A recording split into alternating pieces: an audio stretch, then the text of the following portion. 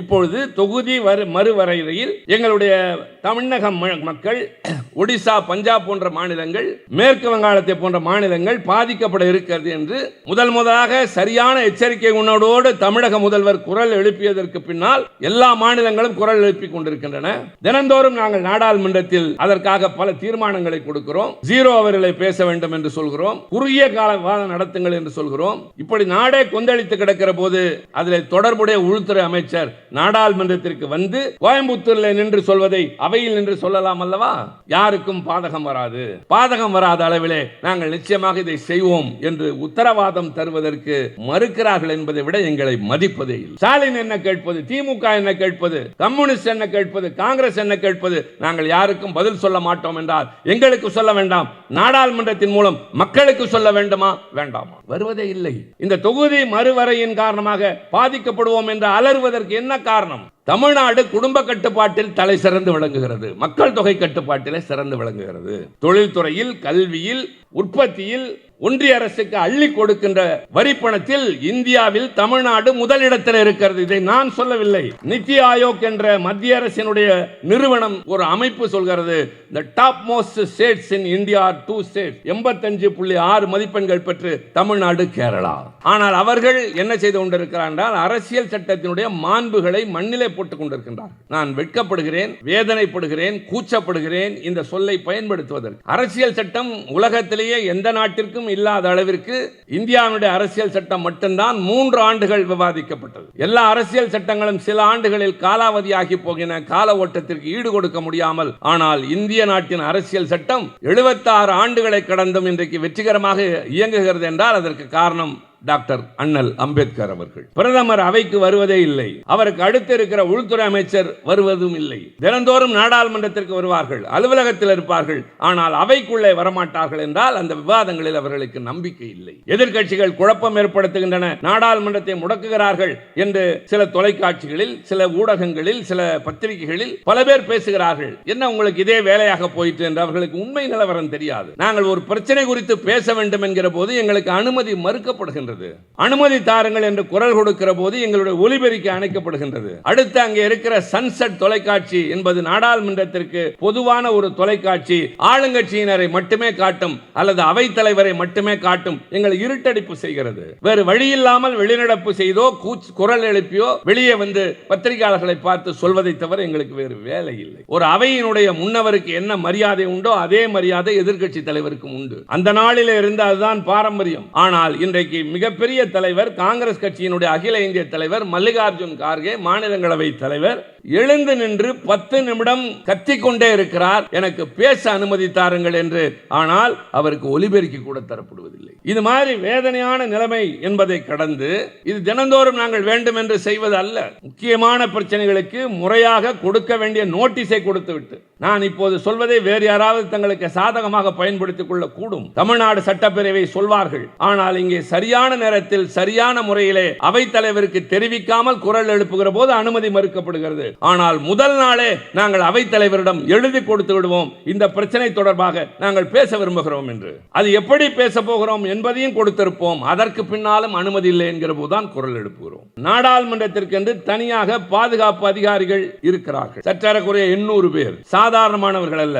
ராணுவத்தில் இருக்கிறவர்கள் பயன்படுத்தக்கூடிய எந்த நவீன ஆயுதத்தையும் பயன்படுத்தக்கூடிய அளவிற்கு, அந்த அளவிற்கு பயிற்சி பெற்றவர்கள் நாடாளுமன்றத்தின் பாதுகாப்பு அதிகாரிகள். தீவிரவாதிகள் நாடாளுமன்றத்தை தாக்கியது உங்களுக்கு தெரியும். ஆனால் அவர்கள் வெற்றி பெற முடியாமல் போனதற்கு காரணம் அந்த பாதுகாப்பு அதிகாரிகள். ஒரு பெண் தன்னந்தனியாக நின்று அந்த தீவிரவாதிகளை எதிர்த்து போராடிய காரணத்தினால் முதலிலே குண்டடிப்பட்டதற்கு பின்னாலும் எச்சரிக்க வேண்டியவர்களை எச்சரித்துவிட்டு ஒரு வீர பெண்மணி களத்திலே விழுந்து இறந்ததன் விளைவுதான் இந்திய நாட்டின் நாடாளுமன்றம் காப்பாற்றப்பட்டது.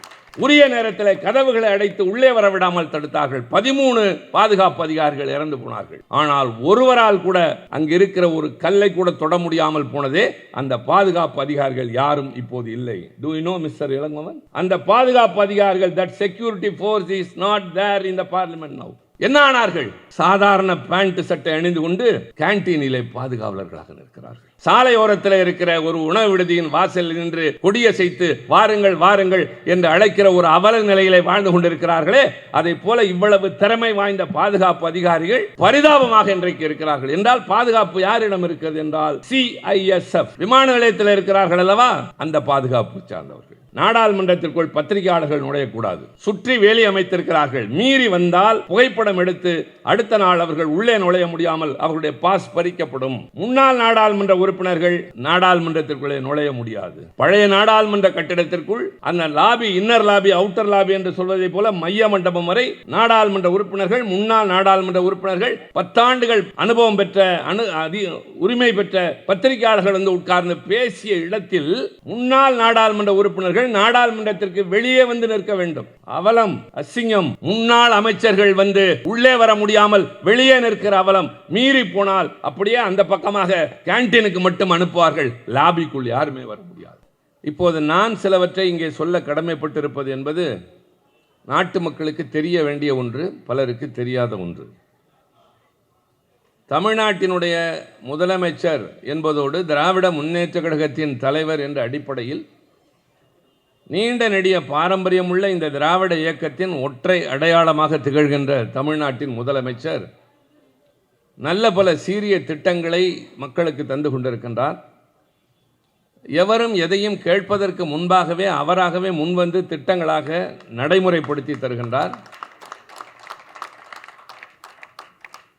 அதற்கு அடிப்படை காரணம் அறிஞர் அண்ணா வழியிலே அவர் சொன்னதை போல் அண்ணா சொல்வார், தம்பி, பொது வாழ்க்கைக்கு வருகிறவர்கள் செய்ய வேண்டியது மக்களிடம் செல்ல வேண்டும், மக்களோடு வாழ வேண்டும், அவர்களை நேசிக்க வேண்டும், அவர்களுக்கு என்ன தெரியுமோ அதிலிருந்து ஆரம்பிக்க வேண்டும், அவர்களுக்கு உழைப்பதை நம்முடைய கடமையாக கொண்டிட வேண்டும் என்று அண்ணா அவர்கள் சொன்ன வழியில் சற்றேறக்குறைய 60 ஆண்டுகளை நெருங்குகின்ற அளவிற்கு தமிழ்நாட்டின் மூலை முடுக்குகளெல்லாம் சுற்றி வந்த காரணத்தினால் அண்ணாவை போலவும் கலைஞரை போலவும் தமிழ்நாட்டிலே வாழ்கின்ற மக்கள், அவர்களுடைய வாழ்வாதார நிலை, அது வரக்கூடிய பிரச்சனைகள், அவர்கள் தேவைகள் என்ன என்பதை முழுமையாக அனுபவ ரீதியாக உணர்ந்த ஒரு தலைவனாக அவர் விளங்குகிறார். நான் வேறு எவரையும் இங்கே அவருக்கு ஒப்பிட்டு காட்டி உனக்கு அது தெரியுமா என்றெல்லாம் நான் கேட்க விரும்பவில்லை. ஒருவர் கையிலே ஒரு அதிகாரத்தை கொடுத்தவுடன் அவர்கள் அதை நடத்துகின்ற முறையிலேயே அவர்களுடைய அனுபவம், அறிவு, முதிர்ச்சி அதில் வெளிப்படும். இயக்கத்தின் தலைவராக அவர் இந்த இயக்கத்தை கட்டி காப்பதும், முதலமைச்சராக இன்றைக்கு இந்தியாவை வியந்து பார்க்கின்ற அளவிற்கு அவர் ஆட்சி நடத்துவதும் ஒருபுறம். ஆனால் நான் இன்றைக்கு சொல்ல கடமைப்பட்டிருப்பது, கிடைத்திருக்கிற இந்த நேரத்தில் நமக்கு இருக்கிற 2 முக்கியமான கடமைகள் திராவிட முன்னேற்ற கழகத்தினுடைய கரத்தினை வலுப்படுத்தி என்றென்றைக்கும் தலைவர் தளபதி அவர்களுக்கு உறுதுணையாக இருக்க வேண்டும் என்பதற்கான காரணங்கள். இன்றைக்கு இந்திய ஒன்றியத்தை ஆண்டு கொண்டிருக்கின்ற பாரதிய ஜனதா தலைமையில் அது ஒரு கூட்டணி அரசு, அது பாரதிய ஜனதா கட்சியின் ஆட்சி அல்ல. நான் நாடாளுமன்றத்திலேயே கேட்டேன், பொதுவாக தேர்தல் முடிந்ததற்கு பின்னால் பெரும்பான்மை உறுப்பினர்களை கொண்ட ஒரு கட்சியின் தலைவர் குடியரசுத் தலைவரை சந்தித்து, எனக்கு பெரும்பான்மை இருக்கிறது, எனக்கு ஆதரவு தாருங்கள், நான் பிரதமராக பொறுப்பேற்க என்பதற்கு முன்னால் அந்த கட்சி அவரை தலைவராக தேர்ந்தெடுக்க வேண்டும். ஒருவேளை அந்த கட்சிக்கு பெரும்பான்மை இல்லை என்று சொன்னால் யார் யாரெல்லாம் ஆதரவு தருகிறார்களோ அவர்களிடமெல்லாம் ஆதரவு கடிதங்களை எடுத்து கொண்டு போய் குடியரசுத் தலைவரிடம் கொடுத்து ஆதரவு பெற வேண்டும்.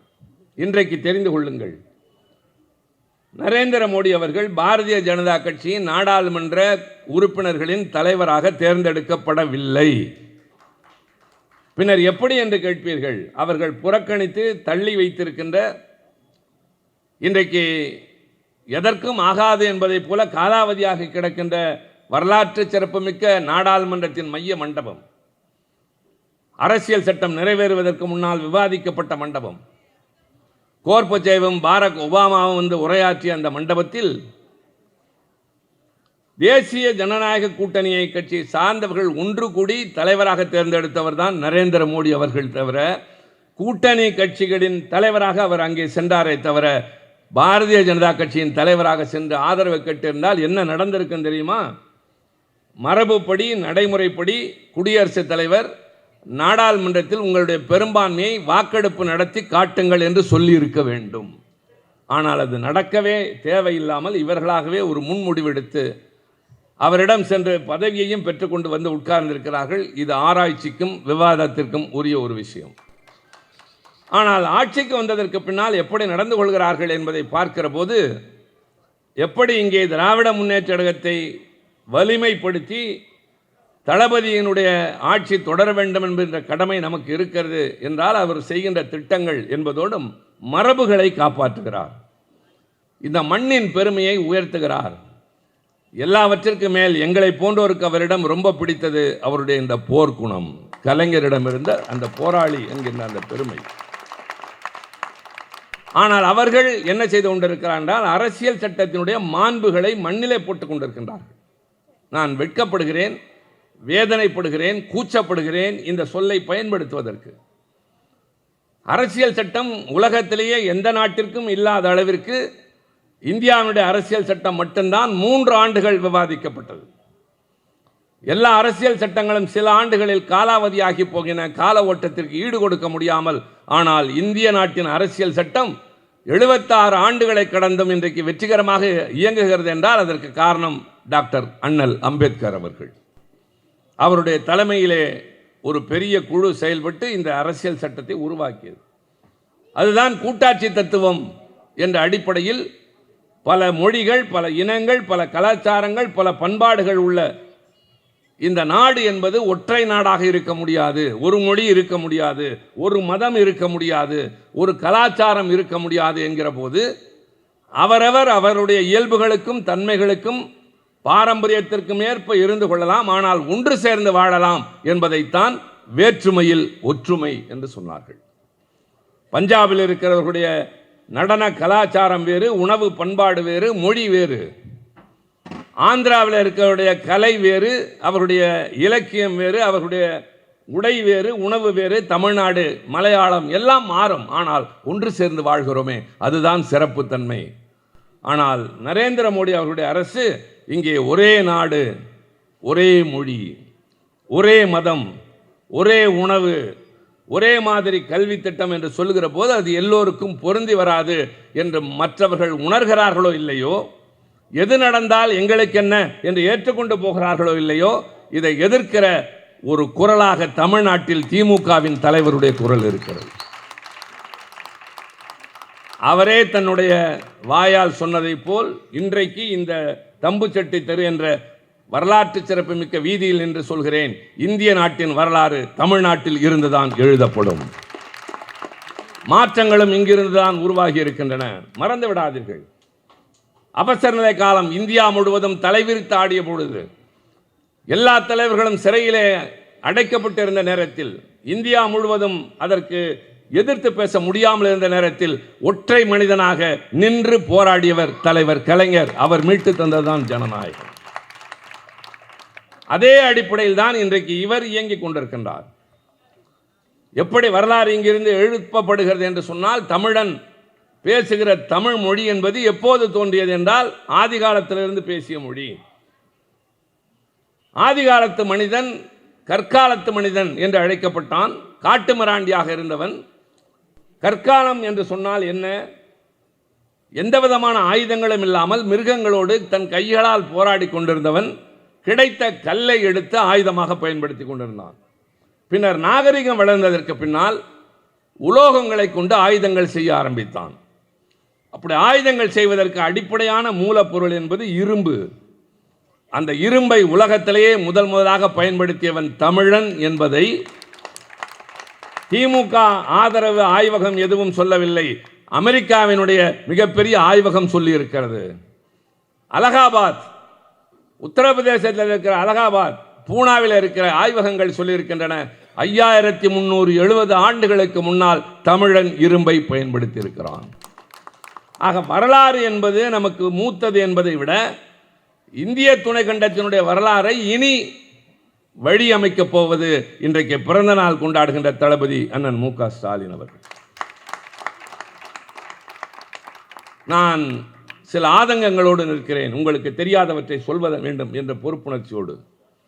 நாடாளுமன்றம் இளங்கோவன் முன்பு இருந்ததை போல இல்லை. எதிர்க்கட்சிகளுக்கு அங்கே உரிமை இல்லை. பிரதமர் அவைக்கு வருவதே இல்லை. அவருக்கு அடுத்து இருக்கிற உள்துறை அமைச்சர் வருவதும் இல்லை. தினந்தோறும் நாடாளுமன்றத்திற்கு வருவார்கள், அலுவலகத்தில் இருப்பார்கள், ஆனால் அவைக்குள்ளே வரமாட்டார்கள் என்றால் அந்த விவாதங்களில் அவர்களுக்கு நம்பிக்கை இல்லை. எதிர்க்கட்சிகள் குழப்பம் ஏற்படுத்துகின்றன, நாடாளுமன்றத்தை முடக்குகிறார்கள் என்று சில தொலைக்காட்சிகளில், சில ஊடகங்களில், சில பத்திரிகைகளில் பல பேர் பேசுகிறார்கள். என்ன உங்களுக்கு இதே வேலையாக போயிட்டு என்று அவர்களுக்கு உண்மை நிலவரம் தெரியாது. நாங்கள் ஒரு பிரச்சனை குறித்து பேச வேண்டும் என்கிற போது எங்களுக்கு அனுமதி மறுக்கப்படுகின்றது. அனுமதி தாருங்கள் என்று குரல் கொடுக்கிற போது எங்களுடைய ஒலிபெருக்கி அணைக்கப்படுகின்றது. அடுத்து அங்கே இருக்கிற சன்செட் தொலைக்காட்சி என்பது நாடாளுமன்றத்திற்கு பொதுவான ஒரு தொலைக்காட்சி, ஆளுங்கட்சியினரை மட்டுமே காட்டும் அல்லது அவைத்தலைவரை மட்டுமே காட்டும். எங்களை இருட்டடிப்பு செய்கிறது. வேறு வழியில்லாமல் வெளிநடப்பு செய்தோ குரல் எழுப்பியோ வெளியே வந்து பத்திரிகையாளர்களை பார்த்து சொல்வதை தவிர எங்களுக்கு வேறு வேலை இல்லை. இன்னொன்றும் சொல்கிறேன், ஒரு அவையினுடைய முன்னவருக்கு என்ன மரியாதை உண்டோ அதே மரியாதை எதிர்க்கட்சி தலைவருக்கும் உண்டு. அந்த நாளில் இருந்து அதுதான் பாரம்பரியம். ஆனால் இன்றைக்கு மிகப்பெரிய தலைவர், காங்கிரஸ் கட்சியினுடைய அகில இந்திய தலைவர் மல்லிகார்ஜுன் கார்கே, மாநிலங்களவை தலைவர், எழுந்து நின்று 10 நிமிடம் கத்திக்கொண்டே இருக்கிறார், எனக்கு பேச அனுமதி தாருங்கள் என்று. ஆனால் அவருக்கு ஒலிபெருக்கி கூட தரப்படுவதில்லை. இது மாதிரி வேதனையான நிலைமை என்பதை கடந்து, இது தினந்தோறும் நாங்கள் வேண்டும் என்று செய்வது அல்ல. முக்கியமான பிரச்சனைகளுக்கு முறையாக கொடுக்க வேண்டிய நோட்டீஸை கொடுத்துவிட்டு, நான் இப்போது சொல்வதை வேறு யாராவது தங்களுக்கு சாதகமாக பயன்படுத்திக் கொள்ளக்கூடும். தமிழ்நாடு சட்டப்பேரவை சொல்வார்கள். ஆனால் இங்கே சரியான நேரத்தில் சரியான முறையிலே அவைத்தலைவருக்கு தெரிவிக்காமல் குரல் எழுப்புகிற போது அனுமதி மறுக்கப்படுகிறது. ஆனால் முதல் நாளே நாங்கள் அவைத்தலைவரிடம் எழுதி கொடுத்து விடுவோம், இந்த பிரச்சனை தொடர்பாக நாங்கள் பேச விரும்புகிறோம் என்று. அது எப்படி பேச போகிறோம் என்பதையும் கொடுத்திருப்போம். அதற்கு பின்னாலும் அனுமதி இல்லை என்கிற போதுதான் குரல் எழுப்புகிறோம். ஆக முறையாக ஒத்திவைப்பு தீர்மானம் கொடுத்தாலும், வேறு பிரச்சனை தொடர்பாக பேச விரும்பினாலும் அவர்கள் பக்கமே திரும்பாமல் நாடாளுமன்றம் நடந்து கொண்டிருக்கிறது. இன்னொரு அபாயத்தை சொல்கிறேன். நாடாளுமன்ற வளாகம் என்பது மக்களவையின் தலைவருடைய அதிகாரத்திற்கு உட்பட்டது. அந்த நாடாளுமன்ற வளாகத்தினுடைய பாதுகாப்பு என்பதற்கு ஒரு குழு உண்டு. அந்த குழு பல்வேறு நேரங்களிலே கலந்து பேசி ஆய்வு செய்து காலத்திற்கு ஏற்ப என்ன செய்ய வேண்டும் என்று சொல்வார்கள். நான் அந்த குழுவில் உறுப்பினராக இருந்திருக்கிறேன். இப்போது அப்படி ஒரு குழுவே கிடையாது. என்ன நடந்து கொண்டிருக்கிறது தெரியுமா? நான் சொல்வது அபாய அறிவிப்பு. நான் சொல்வது வெறும் செய்தி அல்ல, அபாய அறிவிப்பு. நாடாளுமன்றத்திற்கென்று தனியாக பாதுகாப்பு அதிகாரிகள் இருக்கிறார்கள். சற்றேறக்குறைய 800 பேர். சாதாரணமானவர்கள் அல்ல. இராணுவத்தில் இருக்கிறவர்கள் பயன்படுத்தக்கூடிய எந்த நவீன ஆயுதத்தையும் பயன்படுத்தக்கூடிய அளவிற்கு, அந்த அளவிற்கு பயிற்சி பெற்றவர்கள் நாடாளுமன்றத்தின் பாதுகாப்பு அதிகாரிகள். தீவிரவாதிகள் நாடாளுமன்றத்தை தாக்கியது உங்களுக்கு தெரியும். ஆனால் அவர்கள் வெற்றி பெற முடியாமல் போனதற்கு காரணம் அந்த பாதுகாப்பு அதிகாரிகள். ஒரு பெண் தன்னந்தனியாக நின்று அந்த தீவிரவாதிகளை எதிர்த்து போராடிய காரணத்தினால் முதலிலே குண்டடிப்பட்டதற்கு பின்னாலும் எச்சரிக்க வேண்டியவர்களை எச்சரித்துவிட்டு ஒரு வீர பெண்மணி களத்திலே விழுந்து இறந்ததன் விளைவுதான் இந்திய நாட்டின் நாடாளுமன்றம் காப்பாற்றப்பட்டது. உரிய நேரத்தில் கதவுகளை அடைத்து உள்ளே வரவிடாமல் தடுத்தார்கள். 13 பாதுகாப்பு அதிகாரிகள் இறந்து போனார்கள். ஆனால் ஒருவரால் கூட அங்கு இருக்கிற ஒரு கல்லை கூட தொட முடியாமல் போனதே அந்த பாதுகாப்பு அதிகாரிகள் யாரும் இப்போது இல்லை. Do you know mister Elangovan? அந்த பாதுகாப்பு அதிகாரிகள், that security force is not there in the parliament now. என்ன ஆனார்கள்? சாதாரண பேண்ட் சட்டை அணிந்து கொண்டு கேன்டீனிலே பாதுகாவலர்களாக நிற்கிறார்கள். இந்திய நாட்டின் முன்னாள் இராணுவத்திலே பணியாற்றியவர்கள் சாலையோரத்தில் இருக்கிற ஒரு உணவு விடுதியின் வாசலில் நின்று கொடியசைத்து வாருங்கள் வாருங்கள் என்று அழைக்கிற ஒரு அவல நிலையிலே வாழ்ந்து கொண்டிருக்கிறார்களே, அதை போல இவ்வளவு திறமை வாய்ந்த பாதுகாப்பு அதிகாரிகள் பரிதாபமாக இன்றைக்கு இருக்கிறார்கள். என்றால் பாதுகாப்பு யாரிடம் இருக்கிறது என்றால் CISF விமான நிலையத்தில் இருக்கிறார்கள் அல்லவா, அந்த பாதுகாப்பு சார்ந்தவர்கள். எத்தனை பேர் இருக்கிறார்கள் தெரியுமா? முதலில் இருந்தது 800 பேர், இப்போது 3000 பேர் இருக்கிறார்கள். எதற்காக 3000 பேர் எங்களுக்கு தெரியாது. அவர்கள் எஸ்பி டிஎஸ்பி என்ற அளவிலே இருந்தவர்கள், இவர்கள் கான்ஸ்டபிள் ஹெட் கான்ஸ்டபிள் என்ற அளவிலே முக்கியமான பொறுப்புகளில் இருக்கிறார்கள். சில பேர் இன்ஸ்பெக்டர் அந்த அளவிலே தான் இருக்கிறார்கள். நாடாளுமன்ற உறுப்பினர்கள் யாரையும் அவர்களுக்கு அடையாளம் தெரிவதில்லை.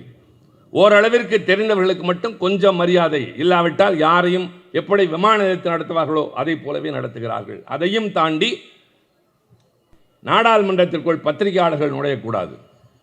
சுற்றி வேலி அமைத்திருக்கிறார்கள். மீறி வந்தால் புகைப்படம் எடுத்து அடுத்த நாள் அவர்கள் உள்ளே நுழைய முடியாமல் அவர்களுடைய பாஸ் பறிக்கப்படும். முன்னாள் நாடாளுமன்ற உறுப்பினர்கள் நாடாளுமன்றத்திற்குள்ளே நுழைய முடியாது. பழைய நாடாளுமன்ற கட்டிடத்திற்குள் அந்த lobby, inner lobby, outer lobby என்று சொல்வதை போல மைய மண்டபம் வரை நாடாளுமன்ற உறுப்பினர்கள், முன்னாள் நாடாளுமன்ற உறுப்பினர்கள், 10 ஆண்டுகள் அனுபவம் பெற்ற உரிமை பெற்ற பத்திரிகையாளர்கள் வந்து உட்கார்ந்து பேசிய இடத்தில் முன்னாள் நாடாளுமன்ற உறுப்பினர்கள் நாடாளுமன்றத்திற்கு வெளியே வந்து நிற்க வேண்டும். நாங்கள் பாஸ் கொடுத்தால் தான் அவர்கள் உள்ளே வர முடியும். தெரியுமா? அவலம், அசிங்கம். முன்னாள் அமைச்சர்கள் வந்து உள்ளே வர முடியாமல் வெளியே நிற்கிற அவலம். மீறி போனால் அப்படியே அந்த பக்கமாக கேன்டீனுக்கு மட்டும் அனுப்புவார்கள். லாபிக்குள் யாருமே வர முடியாது. என்ன நடக்கிறது? என்ன நடக்கிறது என்றால் சொல்கிறேன். முன்னால் இருந்த பாதுகாப்பு அதிகாரிகள் under the control of the speaker. இந்த CISF என்ற இந்த படை அமித்ஷா தலைமையில் இருக்கிற உள்துறையின் கட்டுப்பாட்டில் வருகிறது. So the parliament is also under the control of the home ministry. நாடாளுமன்றத்திற்கு கட்டுப்பட்டதுதான் அரசாங்கமே தவிர அரசாங்கத்திற்கு நாடாளுமன்றம் கட்டுப்பட்டது இல்லை. இந்த நாட்டின் அரசியல் சட்டப்படி the executive is accountable to the parliament. The parliament is accountable to the people. ஒரு அரசாங்கம் என்பது நாடாளுமன்றத்திற்கு கட்டுப்பட்டு வந்து விளக்கம் சொல்ல வேண்டும். எதிர்க்கட்சிகள் கேள்வி கேட்டால் இதுதான் பிரச்சனை என்று சொல்ல வேண்டும். இப்பொழுது தொகுதி மறுவரையறையில் எங்களுடைய தமிழக மக்கள் ஒடிசா, பஞ்சாப் போன்ற மாநிலங்கள், மேற்கு வங்காளத்தை போன்ற மாநிலங்கள் பாதிக்கப்பட இருக்கிறது என்று முதலாக சரியான எச்சரிக்கை உணர்வோடு தமிழக முதல்வர் குரல் எழுப்பியதற்கு பின்னால் எல்லா மாநிலங்களும் குரல் எழுப்பிக் கொண்டிருக்கின்றன. தினந்தோறும் நாங்கள் நாடாளுமன்றத்தில் அதற்காக பல தீர்மானங்களை கொடுக்கிறோம். 0 அவர்களை பேச வேண்டும் என்று சொல்கிறோம். குறுகிய கால வாதம் நடத்துங்கள் என்று சொல்கிறோம். இப்படி நாடே கொந்தளித்து கிடக்கிற போது அதில் தொடர்புடைய உள்துறை அமைச்சர் நாடாளுமன்றத்திற்கு வந்து கோயம்புத்தூரில் நின்று சொல்வதை அவையில் நின்று சொல்லலாம் அல்லவா? யாருக்கும் பாதகம் வராது. பாதகம் வராத அளவிலே நாங்கள் நிச்சயமாக இதை செய்வோம் என்று உத்தரவாதம் தருவதற்கு மறுக்கிறார்கள் என்பதை விட எங்களை மதிப்பதே இல்லை. என்ன நடந்தாலும் நாங்கள் யாருக்கும் பதில் சொல்ல வேண்டிய அவசியம் இல்லை என்பதை போல ஒரு நான் வார்த்தைகளை, பெரிய வார்த்தைகளை பொதுவாக மேடைகளில் பயன்படுத்துவதில்லை. அப்படி ஒரு எதேச்சாதிகார மனப்பான்மை அவர்களுக்கு. ஸ்டாலின் என்ன கேட்பது, திமுக என்ன கேட்பது, கம்யூனிஸ்ட் என்ன கேட்பது, காங்கிரஸ் என்ன கேட்பது, நாங்கள் யாருக்கும் பதில் சொல்ல மாட்டோம் என்றால் எங்களுக்கு சொல்ல வேண்டாம், நாடாளுமன்றத்தின் மூலம் மக்களுக்கு சொல்ல வேண்டுமா வேண்டாமா? வருவதே இல்லை. இந்த தொகுதி மறுவரையின் காரணமாக பாதிக்கப்படுவோம் என்று அலறுவதற்கு என்ன காரணம்? தமிழ்நாட்டு மக்கள், இந்த பகுதியில் வாழ்கிற மக்கள் தயவு செய்து தெரிந்து கொள்ளுங்கள். அதற்குத்தான் கூட்டம் போடுகிறோம். ஆகாததை போகாததை பேசுவதற்கு அல்ல. ஒவ்வொரு 10 ஆண்டுக்கும் பின்னால் மக்கள் தொகை கணக்கெடுப்பு நடத்தி அதன் அடிப்படையில் தொகுதி மறுசீரமைப்பு செய்யப்பட வேண்டும். 1950 இந்த நாடு குடியரசாக மாறிய பொழுது மக்கள் தொகை எவ்வளவு தெரியுமா? 36 கோடி. இங்க பாருங்க, 50வது ஆண்டு மக்கள் தொகை 36 கோடி. பின்னர் 61, 71 என்று மாறி மாறி வந்து கொண்டே இருக்கிறது. 1971 அடிப்படையில் 73 மறுவரையறை செய்யப்பட்ட போது மக்கள் தொகை 54 கோடி. இந்தியா முழுவதும் நாடாளுமன்றத்தில் 543 பிரதிநிதிகள். அதில் தமிழ்நாட்டுக்கு 39, உத்தரப்பிரதேசத்துக்கு 80. இப்படியே போகிற போது என்ன நிலைமை ஆகிறது என்று சொன்னால், இந்திரா காந்தி அம்மையார் ஆட்சியில் இருந்து அவசர நிலையை நடைமுறைப்படுத்திய போது அரசியல் சட்டத்தில் ஒரு திருத்தம் செய்கிறார். புகழ்மிக்க 42வது அரசியல் சட்ட திருத்தம் என்பது. அவர் கடுமையாக நடைமுறைப்படுத்த விரும்பியது தொலைநோக்கு பார்வையோடு குடும்ப கட்டுப்பாடை அமல்படுத்த வேண்டும். இல்லாவிட்டால் இந்தியாவினுடைய மக்கள் தொகை பூதாகரமாக வளர்ந்துவிடும். இன்றைக்கு நிலைமை என்ன தெரியுமா? உலகத்திலே அதிக மக்கள் தொகை கொண்ட நாடு சீனா. இன்னும் 2-3 ஆண்டுகளில் அதை தாண்டி இந்தியாவின் மக்கள் தொகை உயர்ந்துவிடும். நம்மை விட சீனா வளமான நாடு, வசதியான நாடு, தொழில் வளர்ச்சியில் எல்லாவற்றிலும் வளர்ந்திருக்கிற நாடு, காசு பணத்தில் வளர்ந்திருக்கிறான். ஆனால் இங்கே 100 நாள் வேலை திட்டத்திற்கு வேலை இல்லை, காசு இல்லை என்று கதறுகிற மக்கள் 65 கோடி பேர் வாழ்கிற நாட்டில் 146 கோடி மக்கள் உயர்ந்திருக்கிறார்கள். என்ன காரணம்? இந்திரா காந்தி அம்மையார் சொன்னார், குடும்ப கட்டுப்பாடு எல்லா இடங்களிலும் சீராக இருக்க வேண்டும். அப்படி வர வேண்டும் என்பதற்காக அரசாங்கம் தீவிரமாக அதை நடைமுறைப்படுத்தும். அப்படி வந்ததற்கு பின்னால் அடுத்து நடக்க வேண்டிய தொகுதி மறுவரையை 25 ஆண்டு காலம் தள்ளி வைக்கலாம் என்று சொன்னார். அடுத்து என்று சொன்னால் 76லிருந்து 2001 ஆண்டு என்ன நடந்தது?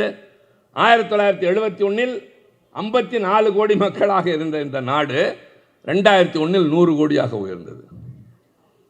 2011 120 கோடியாகிவிட்டது. 2001 பிரதமராக இருந்த வாஜ்பாய் இதன் ஆபத்தை உணர்ந்தார், அவரும் செய்தார். தென் மாநிலங்களின் கோரிக்கையை ஏற்று இந்த பகுதியில் மக்கள் தொகை கட்டுப்பாட்டில் இருக்கிறது, வடக்கே உயர்ந்து கொண்டே போகிறது, எனவே சீராக இருக்காது, இன்னும் 25 ஆண்டுகள் தள்ளி வைப்போம் என்றார். அந்த அடிப்படையில் 2026 ஆண்டு அடுத்த ஆண்டு தொகுதி மறுவரை செய்யப்பட்டாக வேண்டும். அப்படி தொகுதி அடிப்படையிலே, மக்கள் தொகை அடிப்படையிலே தொகுதிகள் மறுசீரமைக்கப்பட்டால் என்ன நடக்கும் தெரியுமா? தமிழ்நாடு குடும்ப கட்டுப்பாட்டில் தலை சிறந்து விளங்குகிறது, மக்கள் தொகை கட்டுப்பாட்டிலே சிறந்து விளங்குகிறது. தொழில்துறையில், கல்வியில், உற்பத்தியில் ஒன்றிய அரசுக்கு அள்ளி கொடுக்கின்ற வரிப்பணத்தில் இந்தியாவில் தமிழ்நாடு முதலிடத்தில் இருக்கிறது. இதை நான் சொல்லவில்லை, நிதி ஆயோக் என்ற மத்திய அரசினுடைய நிறுவனம் ஒரு அமைப்பு சொல்கிறது. the top most states in India are 2 states. 85.6 மதிப்பெண்கள் பெற்று தமிழ்நாடு, கேரளா. கல்வியில் முதலிடத்தில் இருக்கிறோம், எல்லாவற்றிலும். அதே போல மக்கள் தொகை கட்டுப்பாட்டிலும் இருக்கிறோம். இதன் விளைவு என்ன ஆனது தெரியுமா? 2026 இந்த அடிப்படையில் செய்தால் இப்போது தமிழ்நாட்டில் 39 தொகுதிகள், அது 31 குறையும். கேரளாவில் 20 இருக்கிறது, அது 12 குறையும். உத்தரப்பிரதேசத்தில் 80 இருக்கிறது அல்லவா, அது 140 உயரும். என்ன கொடுமை இது! ஒரு பக்கம் அவர்கள் எதையும் சரியாக செய்வதில்லை. ஒன்றிய அரசுக்கு தருகிற பணமே 4 ரூபாய் என்றால் திரும்பி கிடைப்பது 16. நாம் வருடத்திற்கு, நான் சதவீத அடிப்படையில் ஒரு கூட்டத்தில் சொல்ல விரும்பவில்லை, ஒரு சாதாரணமாக ரூபாய் என்று சொல்கிறேன். 9%, 4% என்று அங்கே பேசலாம். அவர்கள் 4 ரூபாய் கொடுத்து விட்டு 16 ரூபாய் பெறுகிறார்கள். நாம் 9 ரூபாய் கொடுத்து விட்டு வெறும் 4 ரூபாய் பெற்றுக் கொண்டிருக்கிறோம். அதே போல மக்கள் தொகையை கட்டுப்படுத்திய காரணத்திற்காக நாம் இழக்கப் போவது 8 இடங்கள் என்று சொன்னால் பொறுக்க முடியாமல் பொங்கி எழுந்த முதல் உணர்ச்சிகரமான உரிமை குரல் தளபதி அண்ணன் ஸ்டாலினுடைய. அவர் அழைப்பை ஏற்று 7 மாநில முதலமைச்சர்கள், எல்லா அரசியல் கட்சி தலைவர்கள் வந்தார்கள். எல்லோரும் பாராட்டுகிறார்கள். Thanks to your leader mister Stalin. இதை முன்னெடுத்ததற்காக நாங்கள் நன்றி சொல்லுகின்றோம். இது மட்டுமில்லை, எல்லா பிரச்சனைகளும் இனி அவர்தான் முன்னெடுப்பார். இந்த நாட்டை, ஜனநாயகத்தை, எல்லாவற்றையும் காப்பார். ஆக நாங்கள் சொல்வது, மறுசீரமைப்பு என்பதை மக்கள் தொகை அடிப்படையில் செய்யாதீர்கள். அமித்ஷா பேசிவிட்டு போனார், அதெல்லாம் குறையாது.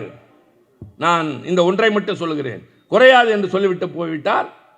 அதை தம்பி அண்ணாமலை எடுத்துக்கொண்டு பேசுகிறார். எப்படி குறையாது எனக்கு சொல்ல வேண்டும் அல்லவா?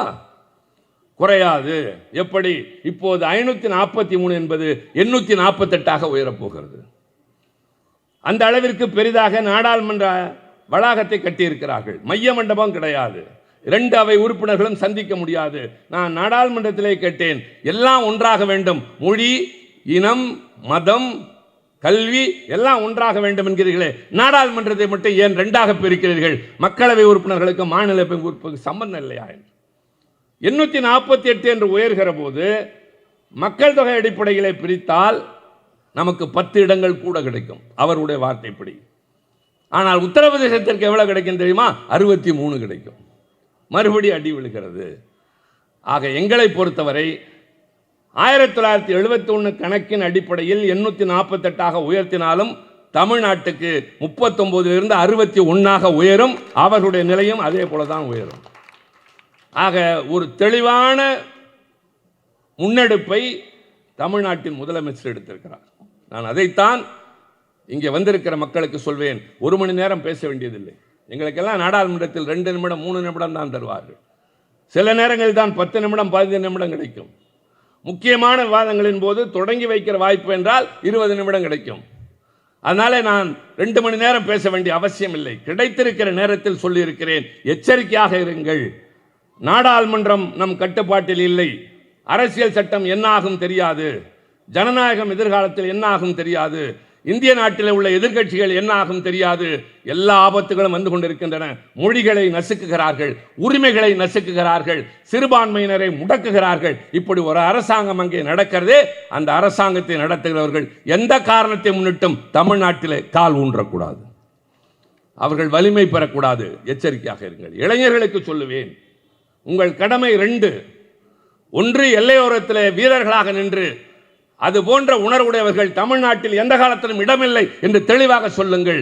அதே மாதிரி எங்களை, இந்த மண்ணை, மரபை, மொழியை, பண்பாட்டை பாதுகாக்கிற தலைவர் ஸ்டாலின் அவர்களே, நாங்கள் உங்கள் பின்னால் இருக்கிறோம் என்று உறுதி கூறுங்கள். தமிழ்நாடு மட்டுமில்லை, இந்தியாவே எதிர்காலத்தில் ஜனநாயக நாடாக இருக்க வேண்டும் என்று சொன்னால், எல்லோரும் எல்லாம் பெற்று வாழ வேண்டும் என்று சொன்னால், தனித்துவத்தோடு நாம் அனைவரும் ஒற்றுமையாக வாழ வேண்டும் என்று சொன்னால், திராவிட முன்னேற்ற கழகத்திற்கு உங்கள் ஆதரவு என்றைக்கும் இருந்தால் போதும். நீங்கள் போராட வேண்டாம், உங்களுக்காக நாங்கள் இருக்கிறோம். இந்த நாட்டு மக்கள் நடுத்தெருவுக்கு வரக்கூடாது என்று தன் குடும்பத்தை நடுத்தெருவிலே நிறுத்திவிட்டு வருகிறவன் கையில் கருப்பு சிவப்பு கொடி இருக்கும். நாங்கள் எங்களுக்காக வாழ்ந்தவர்கள் இல்லை, உங்களுக்காக வாழ்கிறவர்கள். எங்களை நம்புங்கள். எதிர்காலம் உங்களுக்கும் உங்கள் பிள்ளைகளுக்கும் நலமாக இருக்கும். நன்றி, வணக்கம்.